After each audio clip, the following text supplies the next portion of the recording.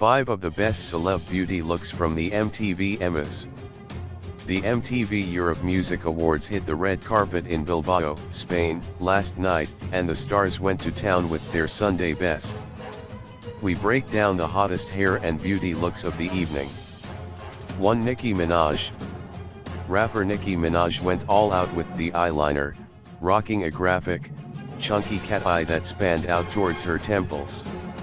A nude lip, dab of pink blush and tousled peroxide hairstyle kept the overall effect pretty.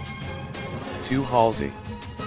Singer Halsey glowed on the red carpet, thanks to a dewy makeup look that featured clever contouring and highlighting, a healthy dusting of bronzer and a slick of elegant nude gloss. Feathery lashes and choppy bangs cut kept the look interesting. 3. Camila Cabello. Singer Camila Cabello cleaned up at the awards ceremony, scooping up no fewer than 4 trophies, and her beauty look was also on point.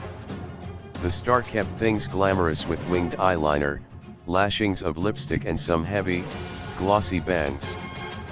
4. Rosalia.